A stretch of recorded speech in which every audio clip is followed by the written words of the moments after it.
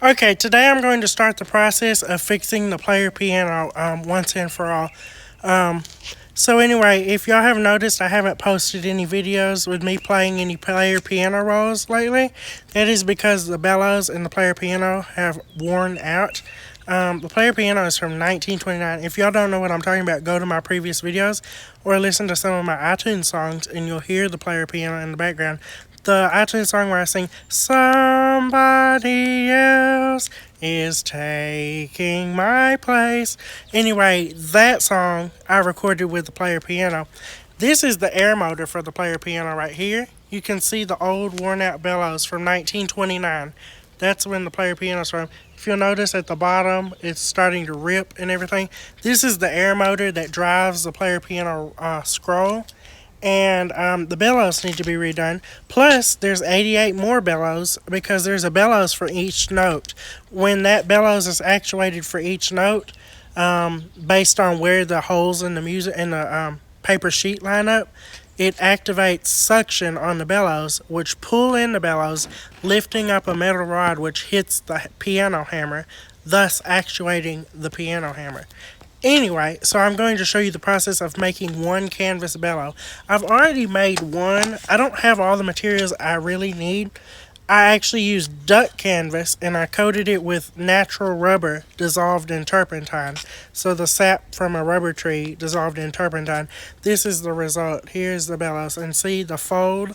I did this one in about 5 minutes. Most of the time I cannot talk, was taken up by cutting out the fabric. But this is just canvas, duck cloth, basically. Or duck canvas, sorry. And anyway, I was able to do that. This is actually the first bellows I've ever built, and I'll say it did pretty good. The reason I coated the canvas in rubber was to make it airtight, which it did. So watch this. Okay. So see, it's closed. Okay. So see, it works. Okay, here's the rest of the player piano mechanism. The air motor sits there. It's sitting over there right now. You can see there's a bellows for each note, and see when there's suction applied to it, that thing goes up and hits the hammer on the piano, thus actuating that note. But it does need some work, and it looks like I'm going to have to cut a new wood thing for this one right here. But oh well, it'll get done.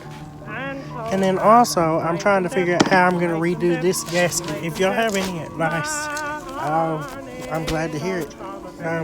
But this is like a thin little leather thing, and these are, I guess these are like air valves or something. I'll figure out what they are, but like, this is basically like a gasket. I'm going to have to redo it. See, I did all that duct taping to try and fix it, but it's not salvageable. You can also see all the original rubber hoses from 1929. These are all going to have to be replaced. They're very brittle.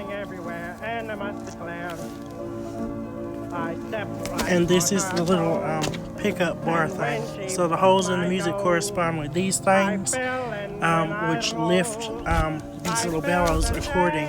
The whole system pulls a vacuum, but it can only get air for that vacuum and complete the generation of the vacuum, if that makes sense, when the holes in the music line up with this. So the glue they used for this whole system pretty much was hide glue, which works when it's heated up. I ordered some, but it's not here yet, so for one bellows I will use super glue. So I'm going to replace this one. Actually, let's replace this one that's ripped on the end, closest to this. Okay, here is our duck canvas. Let's cut some out for this new bellows. Okay, here's a strip of duck canvas I cut, and it does not hold air very well yet, because we haven't coated it with rubber yet. Okay, here's the duck canvas. See, it doesn't hold air that well. Now we're going to rubberize it. Okay, here is our jar of rubber latex. It's kind of starting to dry out, so I've got to add some more turpentine to it. Okay, the rubber is degumifying now. That's not even a word. I just made it up, but it works. And y'all get the point. Anyway, that will become like a paint-like consistency over time. But anyway, I'm going to spread the part that's already thin on this duck canvas to make it airtight so we can use it for bellows. I believe this would have been the process they used in the 1920s as well, originally, and that's why the bellows lasted as long as they did, because synthetic rubber canvas will only last like 30 to 45 years.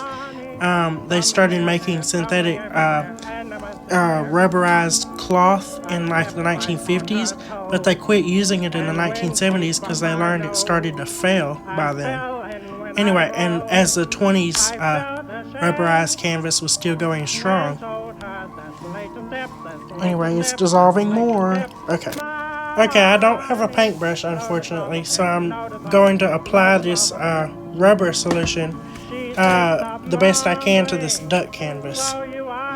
Actually, before we do that, let's go pull off the bellows that we're going to replace. Okay, I'm going to get this one right here. I've got to detach the hide glue. And just to show you how strong the hide glue is holding after all these years, I'm wedging this screwdriver in here. There we go. Okay, now we're going to rip off this original canvas, because see, it's ripped. And then we'll apply the new. So right now, I doubt this works that good. Let's see. It could be improved, so let's improve. Okay, we're in the shed again. Let's rip off the old canvas. And then we'll scrape the hide glue from the sides. We'll go ahead and leave this canvas hinge on the bellows. It's still functional and working perfectly. So we'll just leave that. Now we're going to place our rubber mixture on this duck canvas. Then we'll glue the duck canvas to the bellows. Okay, our cloth is rubberized. Not the best. I mean, I'm probably going to change this method and go with rubber cement.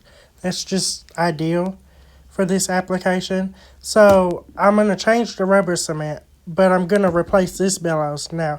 So I'll go ahead and put the glue on the edges of this, set it on there, then turn this up and put it on this side with glue. Okay, our super glue is on there. Let's turn this over and get it on the cloth, then we'll pull the cloth up. Okay, the fabric is glued to the other side of the bellows. Now I'm going to put some glue there, and then pull this up like I was saying. Okay, I'm going to try to do this one-handed.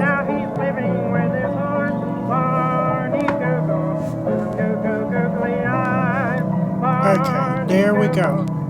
Now let me stretch it. Okay, let's now trim the fabric along the edge of the bellows and fold this properly. Here is the new bellows. Well, the new recovered bellows. Now let's crease this and make sure it folds the right way. That looks good. Okay, let's test it. Okay, here we go.